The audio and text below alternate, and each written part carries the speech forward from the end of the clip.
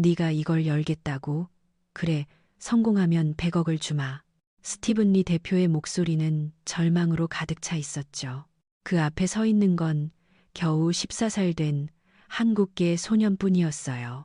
최고의 보안 전문가, 3시 6시간 넘게 철절매던 그 금고 앞에서요. 김민준이 낡은 랩탑을 펼치며 차분히 말했죠.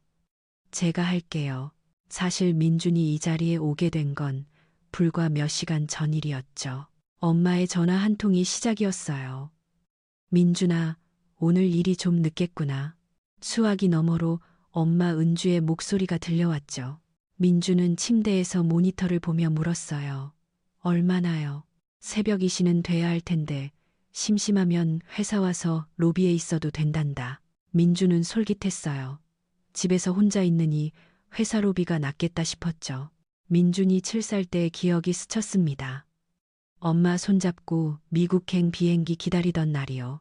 민준아 무섭니? 조금요. 괜찮아. 엄마 있잖아.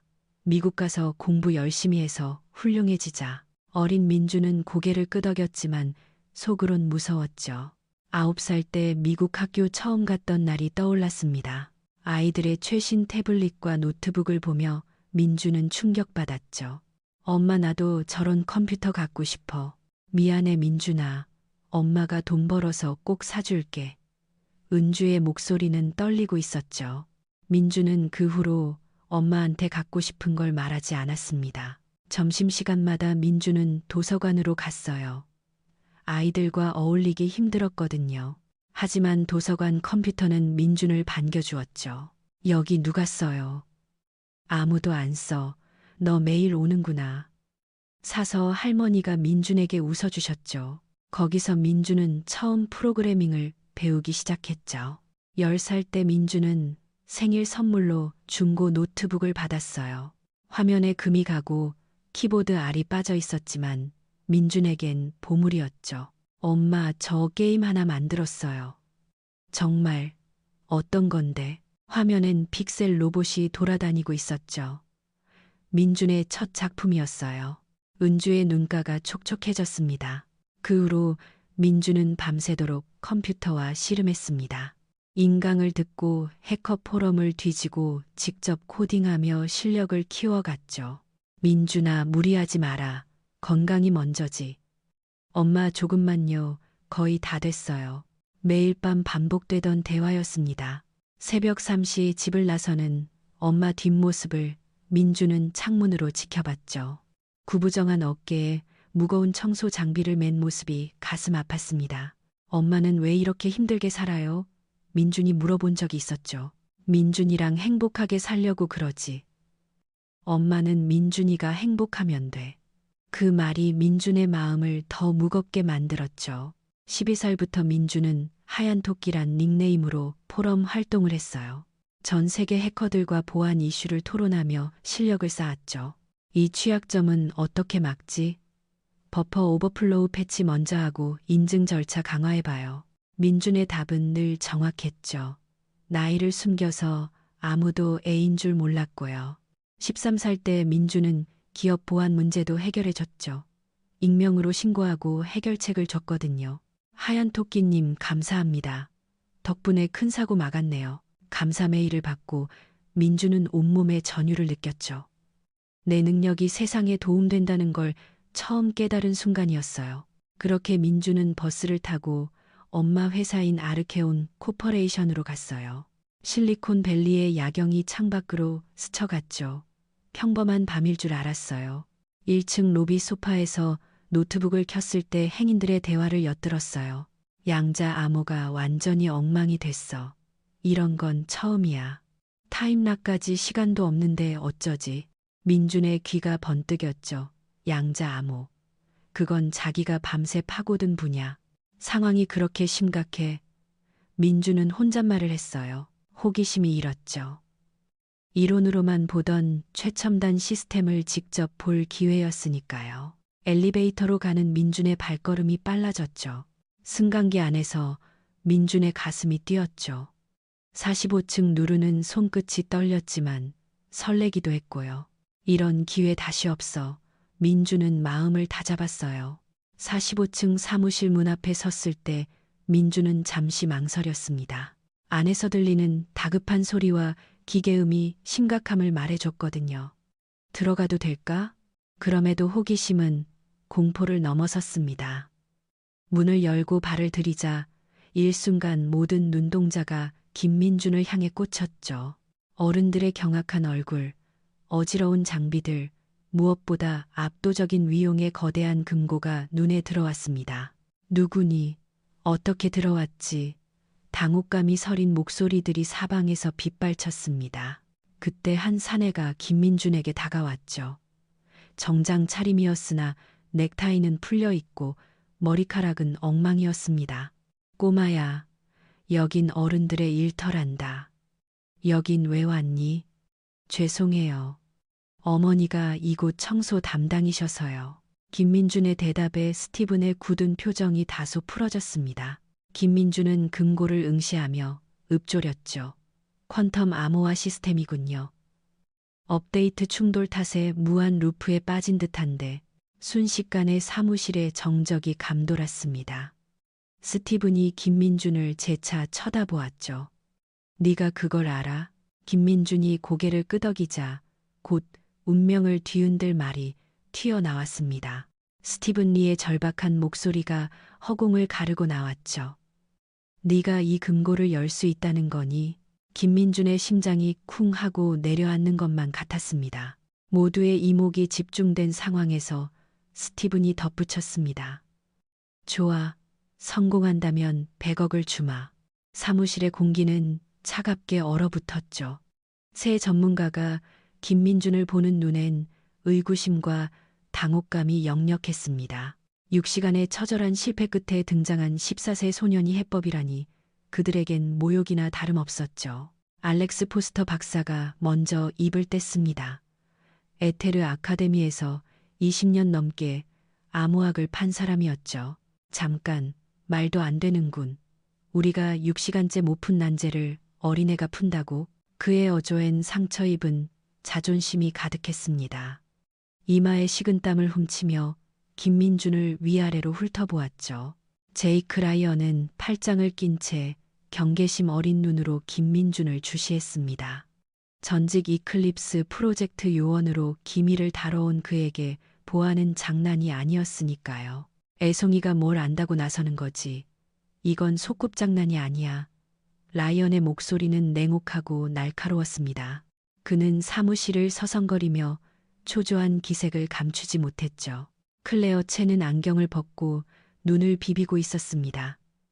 양자 컴퓨팅 노벨상 후보였던 그녀도 지금은 자신감이 바닥난 상태였죠.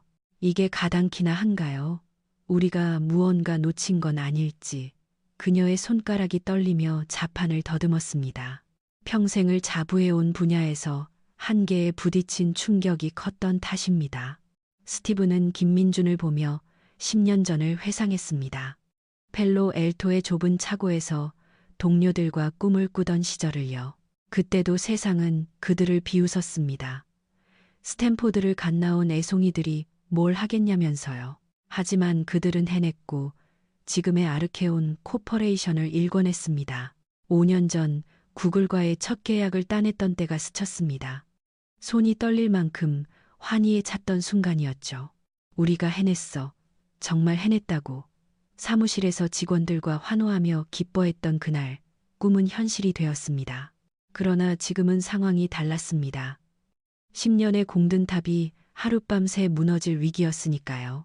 500명의 사원, 수백 명의 투자자, 그리고 자신을 믿어준 모든 이들의 운명이 걸려 있었습니다.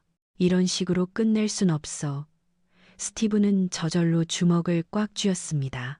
월스트리트 거래소 상장은 돈 문제 그 이상이었습니다. 실리콘밸리의 입지, 신뢰도, 미래 투자까지 모든 게 걸린 일이었죠. 성공 시 기업 가치는 10배로 뛰겠지만 실패는 곧 파멸이었습니다. 그 거대한 금고엔 회사의 명운이 들어 있었습니다. 월스트리트 상장 핵심 서류, 투자 계약서, 무엇보다 회사 전체 보안의 마스터키인 블록체인 보안키까지 말입니다. 내용물을 못 꺼내면 우린 끝이야. 스티븐이 나직이 뇌까렸습니다. 벽시계의 초침은 야속하게만 돌아가고 있었죠. 새벽 6시까지 4시간 47분. 타임락이 걸리면 정말 끝장이었습니다. 스티븐의 손목시계도 똑같은 시간을 가리키며 카운트다운을 하고 있었죠. 전문가들은 김민준의 허름한 행색과 어린 나이에 당황했습니다. 테이프를 덕지덕지 바른 노트북, 낡은 청바지, 동양인 소년이라는 점이 의심을 부채질했죠. 지금 장난해. 알렉스가 짜증 섞인 투로 내뱉었습니다. 하지만 김민준은 침착했습니다. 학교에서의 무시에 이미 단련된 덕분이었죠. 대신 금고를 면밀히 살피며 말했습니다. 시스템 로그부터 봐도 될까요? 김민준의 목소리엔 떨림이 없었습니다. 7년의 독학이 이 순간을 위한 것이었던 것처럼요. 금고는 실로 거대했습니다. 높이 3맴, 폭임에 달하는 티타늄 합금 덩어리였죠. 표면엔 지문 감지기, 홍채 판독기, 정체불명의 센서들이 박혀 있었습니다. 흡사 우주선 해치 같았죠. 금고 정면 디스플레이엔 붉은 글자가 전멸하고 있었습니다. 시스템 봉인 해제까지 4시간 47분 23초가 초단위로 줄어들고 있었죠. 시한폭탄 타이머 같았어요. 바닥엔 고가의 해킹 장비들이 어수선하게 흩어져 있었어요. 과부하된 서버 팬 소음, 전멸하는 LED 불빛, 뒤엉킨 선들이 6시간 동안의 사투를 보여주고 있었죠. 그때 사무실 문이 열리고 청소 유니폼을 입은 여성이 들어왔습니다. 민준의 엄마 은주였어요. 민준아, 여기서 뭐하니? 은주는 아들이 여기 있는 걸 보고 놀랐습니다. 스티븐 리가 은주에게 자초지종을 짧게 설명했어요. 민준이 금고를 열겠다고 나선 것까지 말이죠. 우리 민준이가요? 정말요? 은주의 눈이 동그랗게 커졌습니다. 아들의 PC 실력은 알았지만 이런 중대사에 엮일 줄은 몰랐거든요. 민준이 엄마를 보며 말했어요. 엄마, 전 정말 해낼 수 있어요. 이건 제가 매일 공부해온 바로 그 분야거든요. 민준의 눈엔 확신이 서려 있었습니다. 스티븐 리가 다시 민준을 쳐다봤어요. 별다른 대안이 없었습니다. 지푸라기라도 잡는 심정이었죠. 좋아. 해봐. 실수는 용납 못해. 실수 안 합니다. 민준의 대답은 단호했습니다. 온몸에 전율이 일었어요. 드디어 제 실력을 증명할 기회가 온 거죠. 전문가들은 여전히 의심쩍은 눈빛이었지만 더는 반대 못했어요. 시간은 계속 가고 있고 뾰족한 수가 없었거든요. 민준이 금고 쪽으로 한 발짝 다가섰습니다. 진짜 게임이 시작되는 순간이었어요. 민준이 거대한 금고 앞으로 천천히 다가갔습니다. 가까워질수록 그 압도적인 크기가 피부로 느껴졌어요. 민준의 심장이 요동치기 시작했습니다. 손끝은 살짝 떨렸지만 온몸의 전율이 짜릿하게 흘렀어요. 드디어 진짜 승부가 시작되는 타이밍이었거든요. 알렉스 포스터 박사가 팔짱을 끼고 민준을 내려다봤습니다. 참 어이가 없군. 20년 동안 암호학만 판 내가 못 푼 걸 중학생이 푼다고. 그의 목소리엔 조소가 가득했어요. 이마에 맺힌 땀방울을 닦으며 동료들을 쳐다봤죠. 제이크 라이언이 앞으로 나섰습니다. 전직 이클립스 프로젝트 요원다운 날카로운 눈초리로 민준을 노려봤어요. 이건 장난이 아냐, 꼬마. 한번 삐끗하면 24시간 추가락이 걸린다고. 그럼 진짜 끝장이야. 라이언의 목소리는 위협적이었습니다. 그는 사무실을 서성이며 초조함을 감추지 못했어요. 클레어 첸이 안경을 고쳤으며 걱정스레 말했어요. 정말 괜찮을까요? 이 시스템은 양자 컴퓨팅 기반이에요. 대학원 박사 과정에서도 다루기 벅찬 내용인데. 그녀의 손가락이 떨리며 키보드를 어루만졌습니다. 민주는 어른들의 시선을 느끼며 깊은 숨을 들이켰어요. 학교에서 무시당한 기억들이 스쳤지만 이번엔 달랐습니다. 자기가 정말 해낼 수 있는 일이었거든요. 일단 시스템 구조부터 파악해 볼게요. 민준의 목소리는 떨리지 않았어요. 민준이 노트북을 금고 근처에 세팅하고 케이블을 연결했습니다. 화면에 복잡한 코드들이 줄줄이 떴어요. 민준의 눈이 번뜩였습니다. 이상하네요. 민준이 중얼거리며 화면을 뚫어지라 쳐다봤어요. 이건 단순한 잠금 장치가 아니에요. 3중 보안 시스템입니다. 민준이 전문가들을 돌아보며 설명했어요. 그들의 표정이 묘하게 변했습니다. 바이오메트릭 인증, 2048비트 양자 암호화, 그리고 시간 기반 다단계 잠금이 동시에 돌고 있어요. 민준이 계속 분석하다가 더 심각한 문제를 발견했습니다. 더 큰 문제는 이게 적응형 보안이라는 점이에요. 한 레이어를 뚫으려 하면 나머지 두 개가 더 강력해져요. 알렉스 포스터의 얼굴이 하얗게 질렸어요. 그제야 왜 6시간 동안 실패했는지 이해가 됐거든요. 지금까지 아저씨들이 쓴 건 브루트 포스 어택이었죠. 민준이 바닥에 널린 장비들을 가리키며 말했어요. 하지만 이 시스템은 그런 공격을 감지할수록 더 강해집니다. 마치 면역 체계처럼요. 제이크 라이언이 입을 다물었어요. 민준의 분석이 정확했거든요. 민준의 손가락이 키보드 위에서 춤추기 시작했습니다. 화면엔 끝없는 코드와 로그 데이터가 흘러갔어요. 어젯밤 11시 47분에 보안 업데이트가 시작됐네요. 그런데 민준이 멈춰서 화면을 뚫어지라 봤습니다. 업데이트가 중단됐어요. 완료되지 않은 상태로요. 이게 문제의 원인이에요. 민준이 흥분하며 소리쳤어요. 모든 사람의 시선이 그에게 꽂혔죠. 새로운 보안 프로토콜과 기존 시스템이 충돌하고 있어요. 그래서 시스템이 계속 무한 루프에 빠져 있는 겁니다. 클레어 첸이 자리에서 일어나 민준의 화면을 들여다봤습니다. 정말이네요. 템포럴 싱크가 완전히 깨져 있어요. 그녀의 목소리엔 경이로움이 가득했어요. 6시간 동안 놓쳤던 핵심을 14살 아이가 10분 만에 찾아낸 거죠. 스티븐 리가 민준에게 다가왔습니다. 처음으로 진지한 호기심을 보이는 눈빛이었어요. 그럼 이걸 어떻게 해결할 수 있는 거지? 스티븐의 음성엔 절박함이 서려 있었습니다.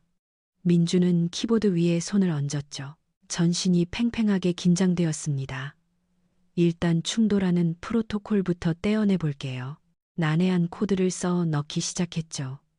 모니터의 에러 문구들이 차례로 지워져 갔습니다. 금고가 작게 신호음을 토해냈습니다.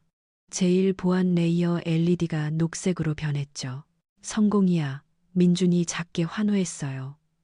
허나 환희는 찰나였습니다. 돌연 금고가 경고음을 내기 시작했습니다. 붉은 섬광이 더 급박하게 명멸했어요. 뭐지? 문제 생겼나? 알렉스가 고함쳤습니다. 민준의 낯빛이 하얗게 질렸어요. 모니터에 새 경고창이 떴습니다. 시스템이 이걸 침입으로 간주합니다. 남은 보안 레이어 2개가 강화되고 있어요. 민준의 목소리가 떨려왔습니다. 사태는 예상 밖으로 꼬여 있었죠. 제이크가 다급히 외쳤습니다.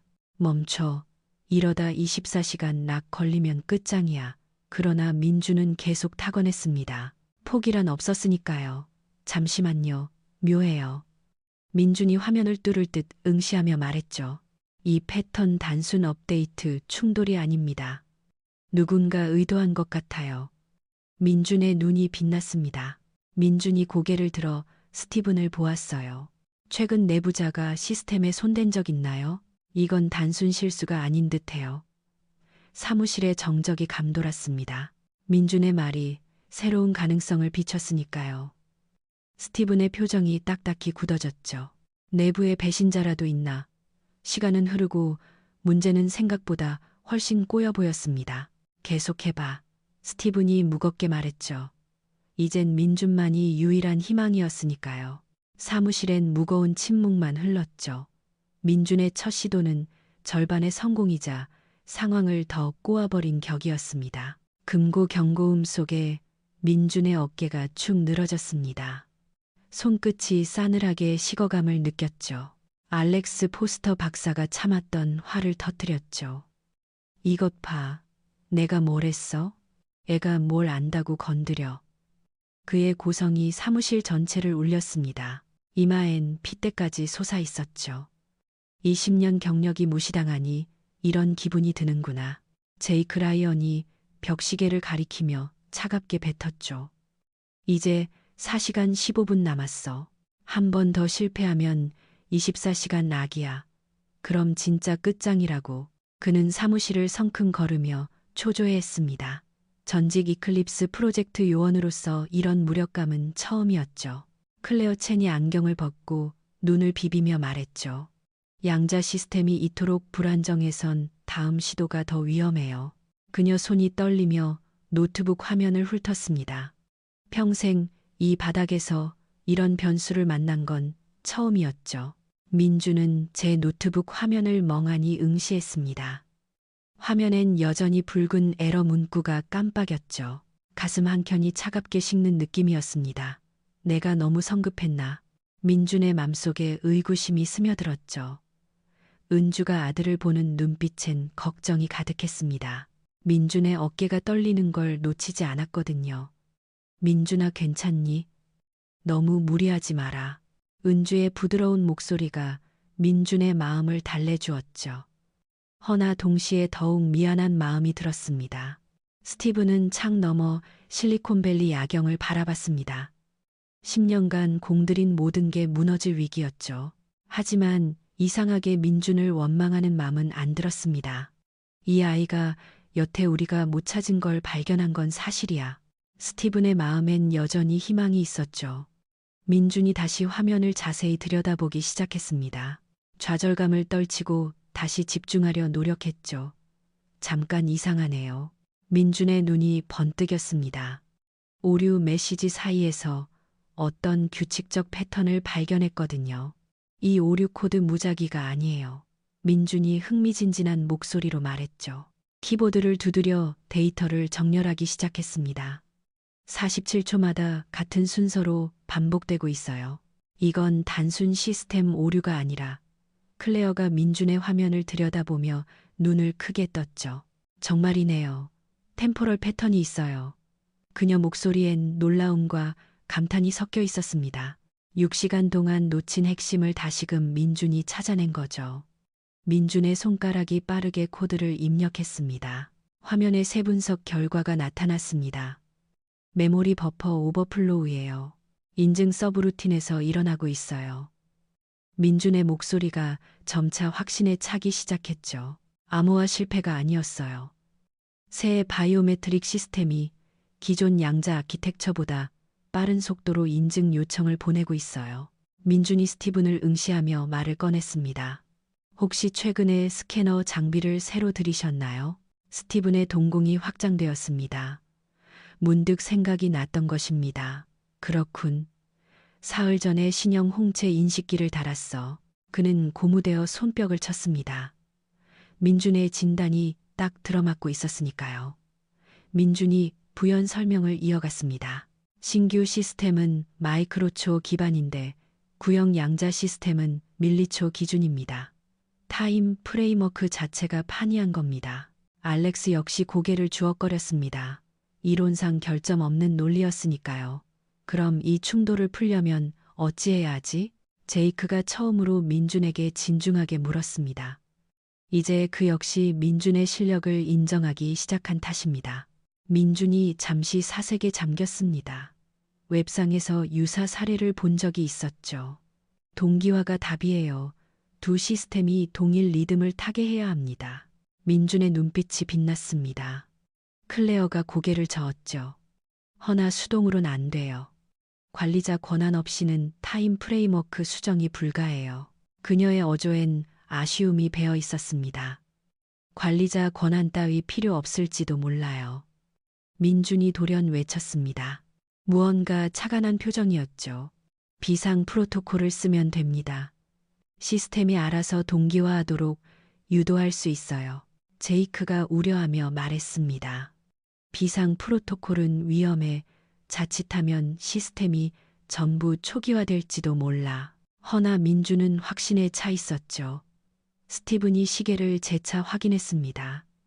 4시간 3분 남은 시점에서 다른 방도는 없었습니다. 시도해봐, 민준아. 네가 우리 최후의 희망이다. 스티븐의 음성엔 진심 어린 신뢰가 실려 있었죠. 민준이 키보드에 손을 얹었습니다. 이번엔 더 신중히 접근해야 했죠. 손끝에 떨림을 억누르며 깊게 숨을 들이켰습니다. 이번엔 기필코 성공해야 돼. 민준의 속마음이었습니다. 화면에 새 코드 창이 떴습니다. 민준의 두 번째 도전이 막 오른 순간이었죠. 이번엔 실패가 용납되지 않았죠. 사무실 내 모두가 민준을 주시했습니다. 기대와 불안이 섞인 시선 속에서 민준은 진가를 보일 채비를 했어요. 시간은 야속하게 흘러갔고 운명의 때가 다시 임박했습니다. 민준의 손가락이 키보드 위에서 멈췄습니다. 첫 시도의 실패가 뇌리를 스쳤죠. 허나 이번엔 달랐습니다. 문제의 진정한 원인을 파악했으니까요. 심장은 요동쳤지만 동시에 확신도 샘솟았습니다. 손끝의 미세한 진동을 억제하며 민준은 마음을 다잡았습니다.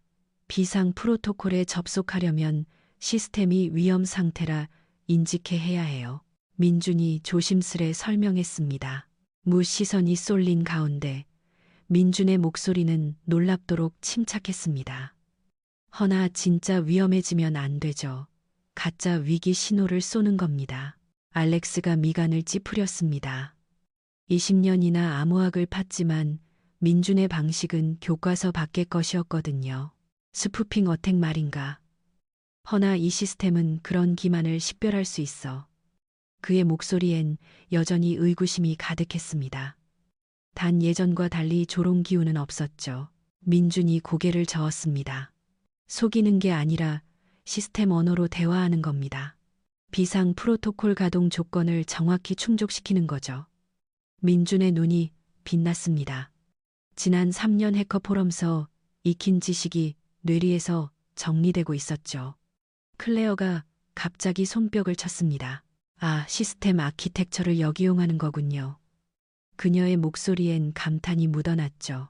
양자 컴퓨팅 전문가로서 민준의 접근이 얼마나 창의적인지 알 수 있었으니까요. 제이크는 여전히 우려 섞인 표정이었죠. 허나 비상 프로토콜이 오작동하면 전체 시스템이 셧다운될 수도 있어. 전직 이클립스 프로젝트 요원으로서 그는 늘 최악을 상정했거든요. 주머니에 손을 넣고 초조히 동전을 만지작댔죠. 스티븐이 또다시 시계를 확인했습니다. 3시간 52분, 시간은 야속히 흐르고 있었어요. 민준아, 확신이 선다면 진행해. 다른 선택지는 없나? 스티븐의 목소리엔 절박함과 신뢰가 공존했습니다. 민준은 잠시 눈을 감고 과거를 회상했습니다. 12살 때 온라인에서 만난 러시아 해커 바실리가 전수한 기법이었죠. 시스템의 자체 방어 기제를 역이용하는 수법이었습니다. 시스템은 자신을 지키려 할 때 가장 취약해져. 그때 들었던 말이 생생히 기억났죠. 민준의 손가락이 움직이기 시작했습니다. 우선 금고 환경 센서에 접속했습니다. 온도, 습도, 진동 센서 등을 차례로 분석했죠. 시스템이 물리적 위협을 감지하게 해야 해요. 민준이 집중하며 읊조렸습니다. 화면에 난해한 코드가 흘러갔습니다. 민준은 실제론 안전한 상태에서 위험 신호를 모방하는 데이터를 짜고 있었어요. 오케스트라의 지휘자같이 다수의 센서를 한꺼번에 제어했습니다. 금고 안에서 낯선 소음이 들려오기 시작했죠. 삐삐삐거리는 경고음 사이로 내부 팬이 회전하는 소리가 섞여 있었습니다. 시스템이 응답하고 있습니다. 민준이 들뜬 목소리로 외쳤죠. 모니터 위로 새로운 상태 메시지들이 줄지어 뜨기 시작했답니다. 은주는 만감이 교차하는 눈빛으로 아들을 쳐다보았죠. 염려되면서도 동시에 대견한 마음이 들었거든요. 이토록 중대한 사건에서 아들이 핵심적인 역할을 맡고 있다는 게 실감나지 않았습니다. 우리 민준이가 이 정도로 훌륭한 아이였다니. 은주의 눈시울이 붉어졌어요. 순간 금고의 첫 번째 LED 불빛이 녹색으로 변했습니다. 생체 인식 시스템이 비상 모드로 바뀌면서 잠금이 풀린 것이었죠. 성공입니다. 민준이 나직하게 소리쳤습니다. 그러나 환희는 잠시뿐이었죠. 2단계와 3단계 보안 레이어의 LED가 훨씬 더 선명한 적색으로 변해버렸으니까요. 경고음 소리도 한층 다급해졌습니다. 뭐지? 나머지 보안이 더 강력해지고 있잖아. 알렉스가 경악하며 고함쳤죠. 민준의 낯빛이 하얗게 질렸습니다. 시스템 반응이 예상치를 넘어 훨씬 공격적이었기 때문이죠. 시스템이 해킹 시도로 간주하고 있습니다. 남은 두 레이어가 최고 보안 태세로 바뀌고 있어요. 민준의 목소리 끝이 떨렸죠. 금고 화면에 새로운 경고 문구가 떴습니다. 침입, 탐지, 그리고 역공격 모드가 전부 활성화되었다는 메시지였죠. 젠장, 한 번만 더 실수하면 24시간 동안 락이 걸려버려. 제이크가 급박하게 소리쳤습니다. 그의 얼굴엔 식은땀이 송골송골 맺혔죠. 더 큰 문제는 바로 시간이었습니다. 역공격 모드 탓에 타임락까지 남은 시간이 급격히 줄어들기 시작한 겁니다. 시간이 가속되고 있어. 3시간 52분이었는데 벌써 3시간 20분이야. 클레어가 모니터를 보며 비명을 질렀죠. 하지만 민주는 포기 따위 하지 않았습니다. 도리어 더 무섭게 집중하며 시스템을 파헤쳤죠. 잠시만요. 뭔가 이상합니다. 민준이 화면을 뚫을 기세로 응시하며 말했죠. 역공격 패턴이 지나치게 정교해요. 이건 그저 단순한 방어 기제가 아닌 것 같습니다. 민준의 손가락이 쉴 새 없이 로그를 분석해 나갔죠. 이내 충격적인 진실을 찾아냈습니다. 이 패턴, 누군가가 의도적으로 조작한 겁니다. 민준의 목소리엔 확신이 가득했죠. 업데이트 오류는 우연이 아니었어요. 누군가 고의적으로 시스템에 백도어를 심어둔 겁니다. 민준이 스티븐을 똑바로 응시하며 말했죠. 회사 내부에 배신자가 있습니다. 스티븐의 얼굴이 차갑게 굳어버렸습니다. 도저히 믿을 수 없다는 표정이었죠. 내부자 소행이라니 말도 안 돼. 내 직원들은 내가 속속들이 다 알고 있어. 허나 민준의 증거는 명백했습니다. 민준이 새로운 분석 데이터를 제시했거든요. 지금 이 순간에도 누군가 원격 제어로 시스템을 만지고 있어요. 우리가 뚫으려 할 때마다 더 거세게 방어하고 있는 거죠. 사무실엔 정적만이 감돌았습니다. 상황의 판도가 180도 바뀌어 버렸으니까요. 그럼 어쩌자는 거지? 스티븐이 무겁게 가라앉은 목소리로 물었죠. 단순한 기술 결함이 아니라 적과의 전면전이 되어버린 상황이었습니다. 민준이 키보드 위에 손을 얹었습니다. 이번엔 완전히 색다른 접근법이 필요했죠. 상대가 룰을 바꿨으니 우리도 판을 뒤집어야죠. 민준의 눈동자에 새로운 결의가 이글거렸습니다. 화면 가득 새로운 코딩창이 펼쳐졌습니다. 이제 민준은 단순한 금고 해제가 아닌 숨은 해커와의 진검승부를 준비하고 있었죠. 제가 증명해 보이겠습니다. 진짜 해커란 게 어떤 건지를요. 민준의 손가락이 건반 위를 춤추듯 움직이기 시작했습니다. 여태껏과 차원이 다른 수준의 대결이 막을 올리는 순간이었죠. 시간은 여전히 야속하게 흐르고 있었고 이제 민준은 보이지 않는 적과 사투를 벌어야 했습니다. 민준이 두 번째 보안 레이어인 퀀텀키 시스템에 접속하자 금고는 전혀 다른 양상으로 돌변했습니다. LED 불빛들이 흡사 크리스마스 트리 마냥 요란하게 깜빡였습니다. 허나 그 화려함 뒤엔 치명적인 위험이 도사리고 있었죠. 민준의 손끝이 싸늘하게 식어갔습니다. 이상합니다. 양자키 구조가 실시간으로 변하고 있어요. 민준은 당혹감을 감추지 못한 채 화면을 응시했죠. 지금껏 봐온 그 어떤 시스템보다도 난해했습니다. 마치 살아 숨쉬는 생명체처럼 스스로 진화하고 있었으니까요. 이런 건 난생 처음 봐요. 동적 암호화와 알고리즘이 실시간으로 변형되고 있다고요. 알렉스 박사가 민준의 모니터를 보며 거친 숨을 내쉬었습니다. 20년 암호학 연구 인생에서 이런 건 이론상으로만 존재하던 개념이었거든요. 이건 자가 수정 양자 암호야. 실제로 구현된 걸 목격하긴 처음이라고. 그의 목소리는 가늘게 떨렸습니다. 학자로서의 지적 호기심과 현실적인 공포가 동시에 덮쳐왔으니까요. 금고 깊은 곳에서 기계음이 들려왔죠. 윙윙거리는 소음과 더불어 냉각팬이 최고 속도로 회전하기 시작했습니다. 시스템이 자가 방어 모드에 돌입했어요. 클레어가 경악하며 외쳤습니다. 그녀의 해박한 양자 컴퓨팅 지식으로도 이런 사태는 전혀 예측 불가능했던 것이죠. 민준의 화면에 또 다른 경고창이 떴습니다. 그 문구를 확인한 순간 민준의 얼굴은 백지장처럼 하얗게 질려버렸죠. 경고, 무단 접속 시도 3회 감지됨. 다음 시도, 시 모든 데이터 영구 삭제 처리. 민준이 가늘게 떨리는 음성으로 읊조렸습니다. 스티브는 그 문자가 무엇을 뜻하는지 단박에 알아챘죠. 그는 핏기 없는 얼굴로 벽에 몸을 기댔어요. 데이터가 날아가면 상장 서류는 물론 회사 보안키까지 증발하기에 그의 목소리엔 절망이 짙게 배어 있었죠. 그리 되면 회사는 그대로 문을 닫아야 했으니까요. 민준의 양 어깨가 묵직하게 눌려왔습니다. 직원 500명과 수많은 투자자, 10년의 염원이 그의 손끝에 걸려 있었죠. 숨통이 조여오는 듯했죠. 내 실수 하나로 모든 게 물거품이 될 수 있어. 민준의 손끝이 잘게 떨려오기 시작했죠. 순간 민준의 뇌리에 옛 기억 하나가 스쳐 지나갔습니다.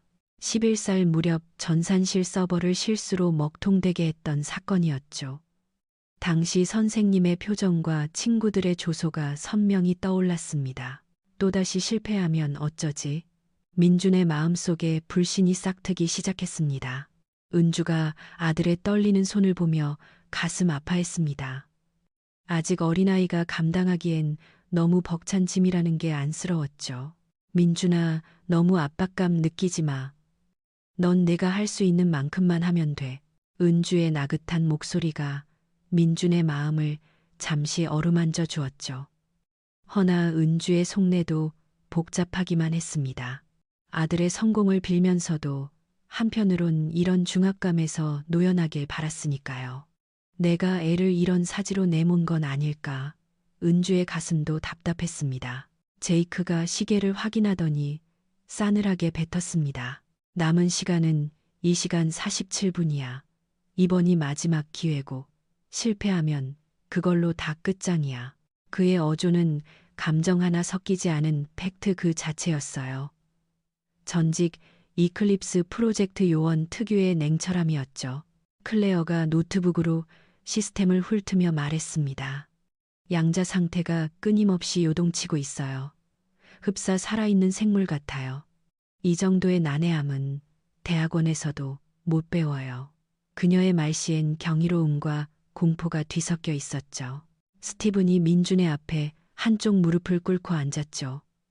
시선을 맞추며 진지하게 말을 건넸습니다. 민준아, 정말 해낼 수 있겠어. 우리 모두의 목숨이 달린 일이야. 스티븐의 눈빛엔 절박함이 서려 있었어요. 그렇다고 민준을 다그치고 싶진 않았죠. 민준이 처음으로 나약한 내면을 드러냈어요. 솔직히 겁나요. 실패하면 전부 제 탓이 되는 거잖아요. 민준의 목소리가 가늘게 떨려왔습니다. 14살 소년의 꾸밈 없는 심정이었죠. 스티븐이 민준의 어깨를 짚었습니다. 잘못돼도 네 탓이 아니야. 우리가 6시간 헤맨 걸 네가 여기까지 뚫은 것만도 기적이야. 스티븐의 진정성 있는 위로가 민준의 가슴에 온기를 전해주었죠. 민준이 심호흡을 하며 마음을 굳게 먹었습니다. 여전히 두려웠지만 여기서 멈출 순 없었으니까요. 해보겠습니다. 제 능력이 닿는 데까지 최선을 다해서요. 민준의 음성에 다시금 힘이 실렸어요.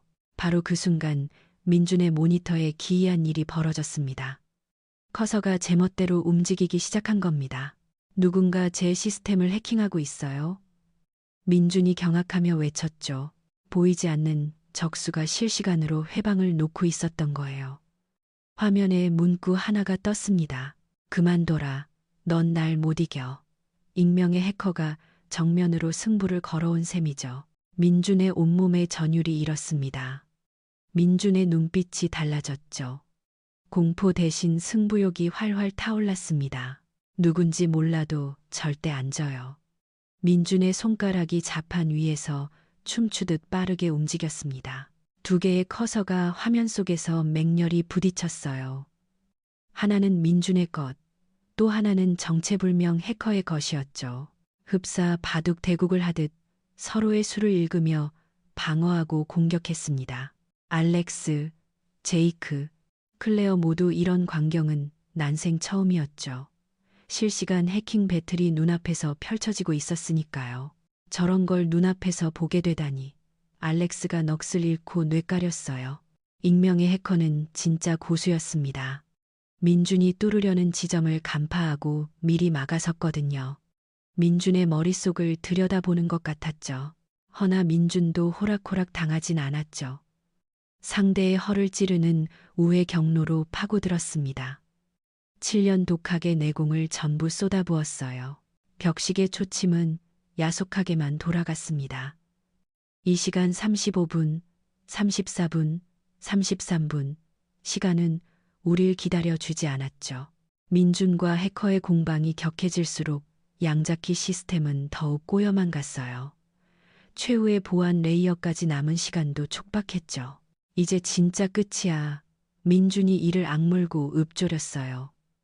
모든 승부가 이 순간에 걸려 있었습니다. 민준은 해커와 싸우는 와중에도 한편으론 시스템 심연을 파고들고 있었죠. 모니터 두 대를 동시에 돌리며 한쪽에선 실시간 전투를, 다른 한쪽에선 은밀히 진실을 쫓고 있었어요. 민준의 집중력은 한계치를 넘어섰습니다. 이마엔 식은땀이 송골송골 맺혔으나 손놀림은 멈추지 않았죠. 여기 뭔가 있어. 민준이 나직하게 중얼거렸어요. 시스템 가장 깊숙한 곳에 은닉된 로그 파일을 찾아낸 겁니다. 일반 관리자는 접근조차 힘든 위치였죠. 이 파일, 암호화되어 있네요. 그런데 인코딩 패턴이 독특해요. 민준의 눈빛이 날카로워졌죠. 알렉스 포스터 박사가 민준의 모니터를 보며 턱이 빠질 뻔했어요. 저런 심층 영역까지 어찌 도달했지. 본인도 처음 보는 루트였죠. 20년 차 베테랑도 모르는 구조를 14살 소년이 꿰뚫고 있었으니까요. 박사의 자존심이 와르르 무너져 내렸습니다. 민준이 기발한 방식으로 해독에 착수했습니다. 단순 무식한 대입법이 아닌 흐름을 읽는 패턴 분석이었죠. 이 코드는 누군가 서둘러 짠 티가 나요. 빈틈이 있죠. 민준의 손끝이 경쾌하게 자판 위를 춤췄습니다. 락이 풀리자 경악할 만한 진실이 떴어요. 지난 한 달간의 접속 로그가 적나라하게 드러난 겁니다. 이건 단발성이 아니에요. 한 달 내내 누군가 드나들었어요. 민준의 목소리가 흔들렸죠. 예상보다 훨씬 치밀한 공작이었거든요. 스티븐 리가 모니터를 보며 사색이 되었어요. 한 달이나? 그럼 우리 상장 준비 과정을 놈들이 다 보고 있었단 말인가? 그의 외침엔 분노와 배신감이 엉켜 있었죠. 10년의 공든 탑이 몰래 감시당했다니 도저히 참을 수 없는 노릇이었어요. 민준이 심층 분석을 하다 놀라운 걸 찾았어요. 이 로그들 전부 내부망 접속입니다. 외부 침입이 아니라 사내에서 벌어진 일이에요. 사무실엔 적막이 흘렀습니다. 다들 서로를 의심의 눈초리로 쳐다보게 되었죠. 민준의 추적이 계속되자 결정적 단서가 나왔습니다. 사원 번호가 찍혀 있네요. 27007-149. 이거 누구죠? 민준이 스티븐을 보며 물었죠. 스티븐의 표정이 차갑게 굳어버렸습니다. 스티븐이 떨면서 대답했어요. 그건 우리 CTO 이안박의 아이디야. 말도 안 돼. 스티븐의 말끝이 흐려졌어요. 부정하고 싶었지만 로그 기록은 너무나도 명백했으니까요. 민준이 더 파고들자 충격적인 사실이 또 나왔어요. 외부 송신 흔적이 있네요. 프로톤 시스템즈란 곳으로 정보를 넘겼어요. 클레어가 그 사명을 듣고 비명을 질렀습니다. 프로톤 시스템즈? 거긴 우리 최대 라이벌이잖아요. 제이크가 전직 이클립스 프로젝트 요원답게 진단했어요. 단순 해킹 수준이 아냐. 이건 완벽한 산업 스파이 짓이야. 상장을 엎으려고 오랫동안 공들인 거지. 전문가로서 인정하는 말투였죠. 민준의 분석으로 더 정교한 작전이 드러났습니다. 상장 전날 시스템을 셧다운 시키는 게 목표였어요. 백업 서버까지 동시에 날릴 생각이었군요. 민준의 실력에 모두 혀를 내둘렀어요. 민준이 더 캐내자 배신 동기도 나왔어요. 이안박이 석 달 전에 거액의 빚을 졌네요. 그리고 프로톤 측에서 큰 돈을 받은 내역도 있고요. 스티븐이 주먹을 꽉 말아 쥐었어요. 믿었던 친구가 등에 칼을 꽂은 셈이니까요. 은주가 아들을 보는 시선이 확 달라졌어요. 컴 좀 하는 애가 아니라 진짜 프로였던 겁니다. 우리 민준이가 세상에 이런 일도 해내다니. 은주의 눈시울이 붉어졌어요. 대견함과 근심이 한꺼번에 밀려왔죠. 알렉스 포스터가 처음으로 민준에게 고개를 숙였어요. 미안하다, 민준아. 내가 널 과소평가했어. 이런 분석은 박사 과정생들도 쩔쩔맬 수준이야. 그의 목소리엔 진심 어린 사과가 배어 있었죠. 클레어도 안경을 벗고 민준을 응시했어요. 포렌식, 패턴 인식, 데이터 마이닝을 멀티로 돌리다니. 이건 진짜 천재의 영역이에요. 그녀의 말엔 경외심이 뚝뚝 묻어났습니다. 제이크가 팔짱을 끼고 민준을 재평가했죠. 이클립스 프로젝트 내에서도 이 정도 분석가는 몇 안 돼. 네가 고작 14살이라니 믿기질 않는군. 전직 요원의 찬사였어요. 민준이 방해 공작을 펼치는 해커의 신원도 실시간 역추적했습니다. 지금 저랑 붙고 있는 놈, 이안박이 고용한 기술자예요. 동유럽 쪽 용병 같네요. 민준의 브리핑이 계속됐죠. 스티븐이 책상을 콱 내리쳤어요. 이안박, 10년 지기 친구가 어떻게 이래.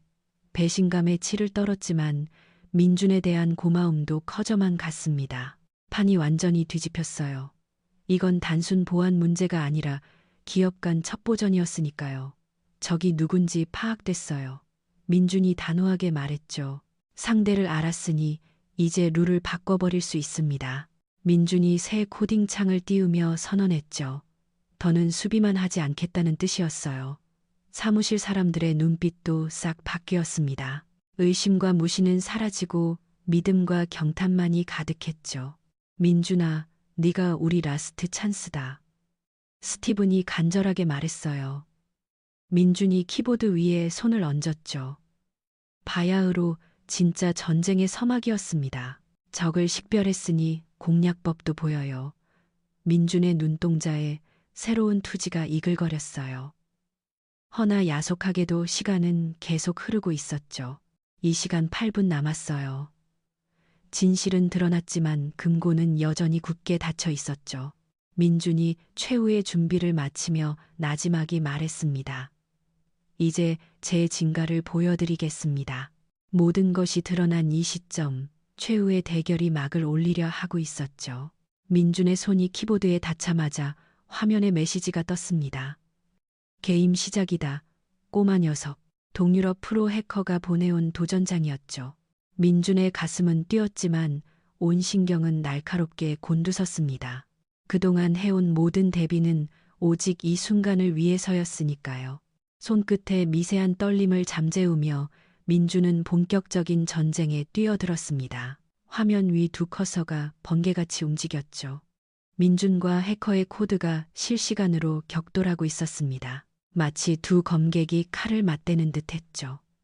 코드가 창이 되고 방패가 되는 치열한 접전이었습니다. 알렉스 박사는 화면에서 눈을 뗄 수 없었죠. 실시간 해킹 배틀이라니, 이론상으로만 존재하던 걸 직접 목격하다니요. 학자로서의 희열과 공포가 뒤섞인 목소리였죠. 20년 암호학 연구가 눈앞에서 실전으로 구현되고 있었으니까요. 상대는 진짜 고수였습니다. 민준이 들어가는 모든 길을 미리 읽고 차단하고 있었거든요. 마치 민준의 다음 수를 훤히 아는 듯했죠. 꼬맹이, 패턴이 너무 뻔한데. 해커가 채팅창에 조롱을 남겼습니다. 민준을 흔들려는 심리전이었죠. 하지만 민준은 호락호락 넘어가지 않았습니다. 갑자기 공격 방식을 싹 바꿨습니다. 정면 승부 대신 우회로를 선택한 것입니다. 내가 뻔하다고? 그럼 이건 어때? 민준이 자판을 두드리며 혼잣말을 했죠. 클레어가 전문가다운 분석을 내놓았습니다. 민준이 양자 얽힘 원리를 해킹해 쓰고 있어. 다중 경로를 동시에 타격하는 거야. 그녀의 목소리엔 감탄이 묻어났죠. 이론을 실전에 녹여내는 민준의 실력이 놀라웠으니까요. 프로 해커가 처음으로 당황한 기색을 보였습니다. 뭐야, 이 패턴은 채팅창에 뜬 메시지였죠. 민준의 의외의 접근에 놀란 겁니다. 하지만 곧 더 거센 반격이 시작되었죠. 그 순간 금고에서 새로운 경고음이 울려 퍼졌습니다. 더 다급하고 위태로운 소리였어요. 타임락 시스템이 켜졌어. 제이크가 놀라서 고함쳤습니다. 화면에 새 카운트다운이 떴습니다. 최종 잠금까지 1시간 47분. 클레어가 다급히 외쳤죠. 시간이 더 촉박해진 겁니다. 이제 진짜 마지막 기회였어요. 실패하면 영영 못 열어. 스티븐이 벽에 기대어 얼굴을 감싸 쥐었습니다. 지난 10년의 모든 노력이 이 1시간 47분에 걸려 있었으니까요. 제발 부디 성공해줘. 스티븐의 간절한 기도였습니다. 은주가 아들을 보는 눈엔 걱정과 대견함이 공존했습니다. 민준아, 무리하지 마라. 엄마는 내 안전이면 돼. 하지만 아들이 해낼 거란 믿음도 있었죠. 해커가 히든카드를 꺼내 들었습니다. 디도스 공격과 백도어 생성을 동시에 감행한 거죠. 이제 끝이다. 꼬마 녀석. 화면에 악의적인 메시지가 떴습니다. 하지만 민주는 도리어 웃었습니다. 적의 공격을 기회로 삼을 묘안이 떠올랐거든요. 디도스 공격이라 고맙네요. 그걸 역으로 이용해 주죠. 민준의 손놀림이 더 빨라졌습니다. 민준은 해커의 디도스 패킷을 가로채 본인의 인증 신호로 바꿨습니다. 말 그대로 적의 칼을 뺏어 쓴 셈이죠. 말도 안 돼. 어떻게 이런 일이. 해커가 당황해 메시지를 남겼습니다. 제이크가 넋을 잃고 민준을 보았습니다. 저런 기술은 이클립스 프로젝트에서도 극소수만 가능해. 저 아이는 정말 전직 요원도 인정할 실력이었어요. 민준의 기발한 공격이 먹혔습니다. 양자 키의 첫 레이어가 무너지기 시작했죠. 됐어요. 양자 암호 외곽 방어선을 뚫었습니다. 민준이 흥분해 소리쳤습니다. 해커가 모든 걸 걸고 최후의 일격을 가했습니다. 시스템 전체를 마비시킬 바이러스를 푼 겁니다. 그럼 누구도 승리할 수 없죠. 파괴적인 마지막 수였습니다. 민준이 세 개의 창을 동시에 조작했습니다. 바이러스 차단, 양자키 해독, 해커 추적을 동시에 수행했죠. 집중한 민준의 이마에 땀이 흘렀습니다. 1시간 23분, 22분, 21분. 시간은 무심하게 줄어들고 있었죠. 시간이 없어. 알렉스가 다급히 외쳤습니다. 그때 민준에게 영감이 스쳤습니다. 해커의 바이러스를 도리어 양자키 해독에 쓰는 발상이었죠. 바이러스의 공격 패턴. 이걸 역이용하면 민준의 눈이 반짝였습니다. 민준은 바이러스 패턴을 분석해 양자키의 약점을 찾아냈습니다. 적의 공격을 완벽히 역으로 이용한 셈이었죠. 이건 학문적으로도 말이 안 되는 일이야. 클레어가 조용히 읊조렸죠. 브로커가 최후의 통신을 보냈어요. 내 승리다. 인정하지. 그리곤 접속이 종료됐어요. 완벽한 패배 선언이었죠. 금고의 두 번째 불빛이 녹색으로 변했어요. 양자키 보안이 전부 풀린 겁니다. 성공이에요. 양자 방벽을 완전히 무너뜨렸어요. 민준이 소리쳤어요. 그러나 끝난 게 아니었죠. 최후의 타임락 시스템이 버티고 있었으니까요. 아직 하나가 남았어요. 민준이 남은 힘을 짜내 세 번째 관문에 도전했어요. 남은 시간은 1시간 4분. 민준의 마지막 싸움이 막 올랐어요. 모두가 숨죽여 지켜보는 와중에 운명이 결정될 최후의 순간이 다가오고 있었죠. 민준이 세 번째이자 최종 보안인 시간 앞에 섰습니다. 그간의 모든 실력과 노하우를 쏟아부어야 할 찰나였어요. 손끝에 전해지는 전율을 억누르며 민준은 마지막 승부를 준비했습니다. 시계는 야속하게도 1시간 4분을 가리켰죠. 화면에 뜬 타임락 시스템은 이전과 차원이 달랐어요. 수천 개의 타임 코드가 난해하게 꼬여 있었습니다. 이건 시간 기반 다중 암호예요. 코드가 실시간으로 계속 바뀌네요. 민준이 파악하며 말했어요. 마치 시계 톱니바퀴 같이 정밀하게 돌아가는 구조였죠. 알렉스 박사가 화면을 보며 완전히 압도당했어요. 20년 동안 이론상으로만 가능하다고 믿던 시스템이야 실물을 보게 되다니. 그의 목소리엔 더는 의구심이 없었죠. 민준의 실력을 깨끗이 인정한 거죠. 민준이 갑자기 무릎을 쳤어요. 뭔가 생각난 듯한 얼굴이었죠. 타임코드가 바뀌는 패턴. 이건 아까 제가 찾은 해커의 백도어랑 연결돼 있어요. 민준의 눈이 빛났습니다. 해커가 심어둔 백도어를 역이용하면 타임락을 우회할 수 있어요. 민준이 흥분해서 키보드를 두드리기 시작했어요. 놈들이 판함정을 도리어 열쇠로 쓰는 기발한 발상이었죠. 클레어가 안경을 벗고 눈을 비비며 말했어요. 역발상의 극치네요. 공격 루트를 방어가 아닌 해법으로 바꾸다니 양자 컴퓨터 전문가도 감탄할 수밖에 없는 창의력이었어요. 민준의 손가락이 번개같이 움직였어요. 해커가 남긴 흔적을 낱낱이 추적하며 타임락의 핵심에 다가가고 있었습니다. 거의 다 됐어요. 조금만 더. 민준의 이마에 땀이 맺혔어요. 제이크가 팔짱을 풀고 민준을 진지하게 쳐다봤어요. 이클립스 프로젝트 수석 분석가도 이 정도는 못해. 너는 진짜 천재야. 전직 요원의 최고 찬사였어요. 47분, 46분, 45분. 시간이 무서운 속도로 줄어들고 있었어요. 제발, 제발 성공해라. 스티븐이 주먹을 꽉 쥐고 기도했어요. 됐어요. 민준이 외쳤습니다. 화면에서 타임락 코드들이 하나씩 무력화되기 시작했어요. 백도어 경로를 완전히 장악했어요. 이제 타임락을 풀 수 있어요. 민준이 마지막 명령어를 입력했어요.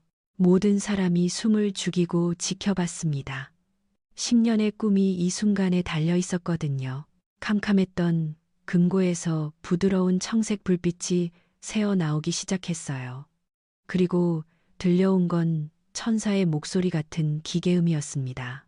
접근 승인. 금고 시스템 해제 완료. 사무실이 순간 폭발했어요. 알렉스가 소리를 지르며 방방 뛰었고 클레어는 박수를 치며 눈물을 흘렸어요. 제이크도 처음으로 웃음을 터뜨렸죠. 해냈다. 정말 해냈어. 스티븐이 무릎을 꿇고 앉으며 두 손으로 얼굴을 감쌌어요. 10년 동안의 압박과 긴장이 한순간에 씻겨 내려갔습니다.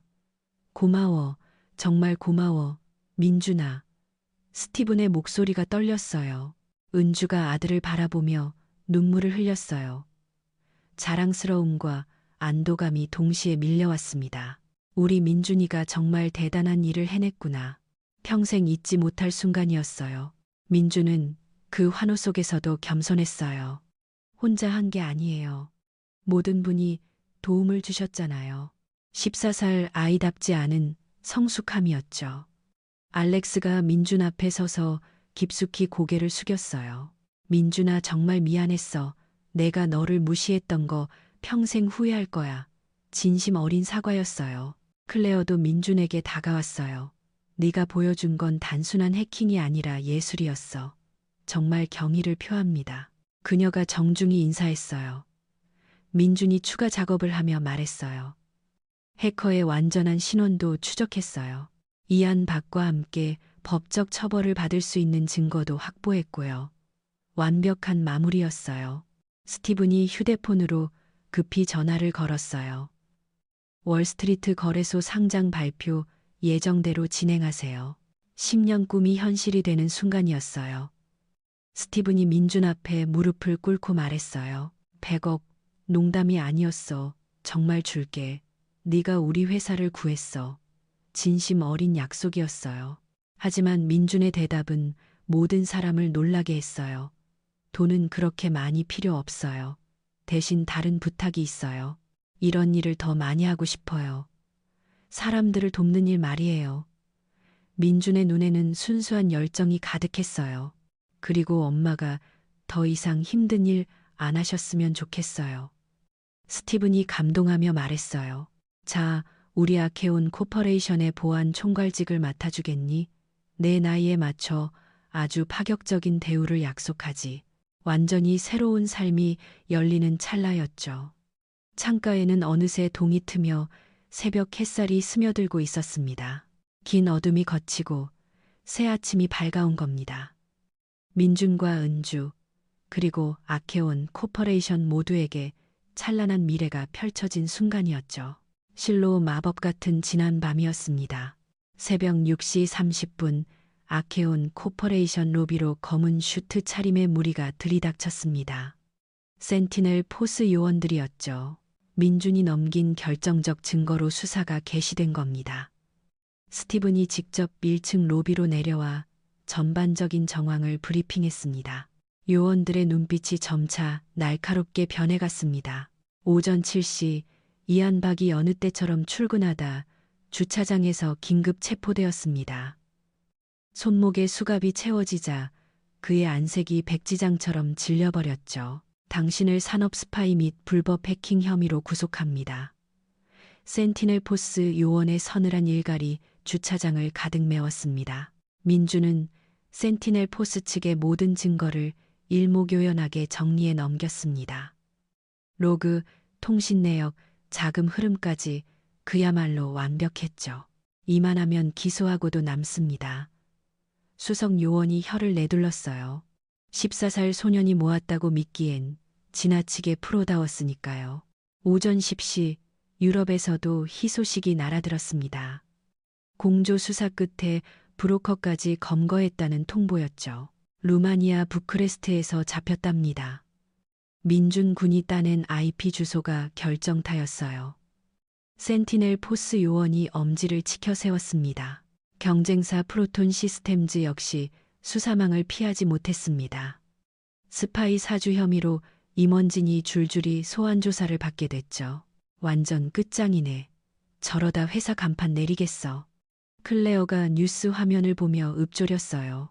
오후가 되자 언론이 벌떼처럼 몰려들었습니다. 14세 천재 해커, 스파이 조직 일망타진이라는 헤드라인이 도배되었죠. 아케온을 구한 소년 영웅, 실리콘밸리의 구세주 민준. 민준과 은주는 쏟아지는 스포트라이트에 꽤나 당혹스러웠습니다. 민준이 짤막하게 인터뷰에 응했습니다. 전 그저 제가 해야 할 일을 했을 뿐입니다. 혼자가 아니라 여러분이 도와주신 덕분이에요. 14살답지 않은 의연한 태도에 기자들도 감탄을 금치 못했죠.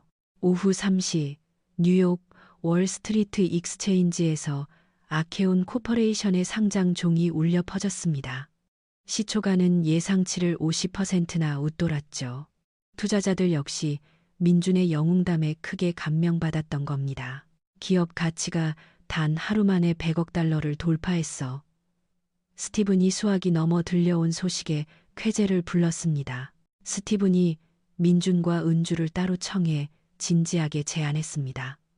민준아, 정말 우리 아케온의 최고 보안 책임자가 되어주겠니? 학업에 지장 없도록 파격적인 조건을 걸고서 말이야.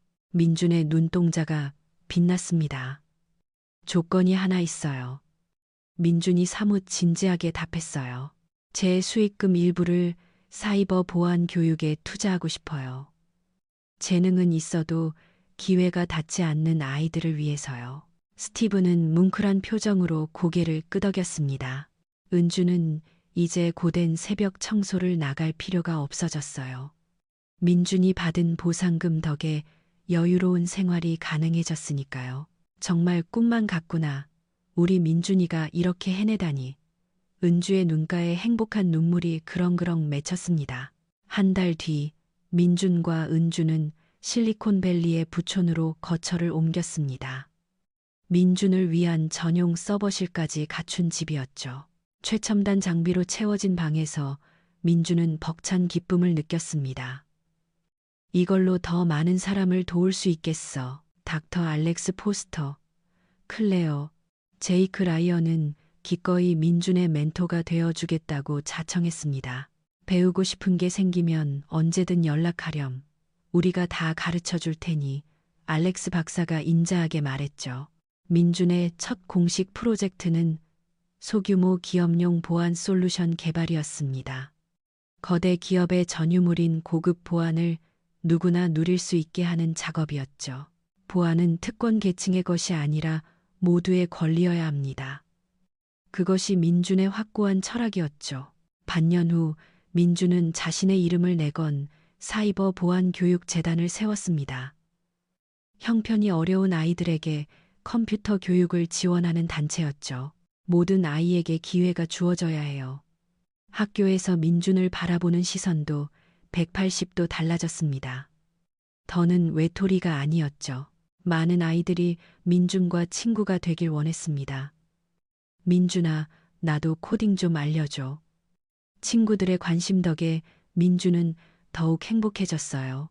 은주 또한 재단에서 자원봉사에 나섰습니다.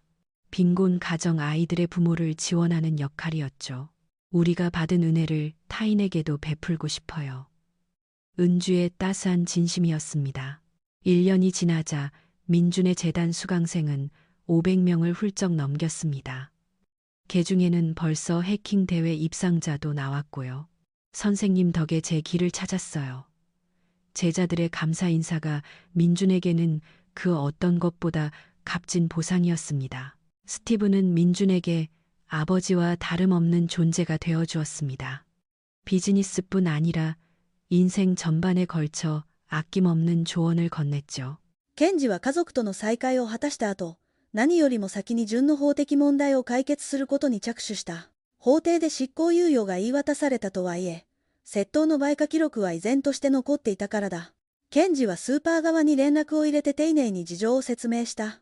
店長は順の切迫していた事情と、彼女が20年ぶりに父親と巡り合ったという数奇な運命を知り、深く心を動かされた。私どもも被告人の事情はお気の毒だと思っておりましたが、来てゆえ、通報せざるを得ませんでした。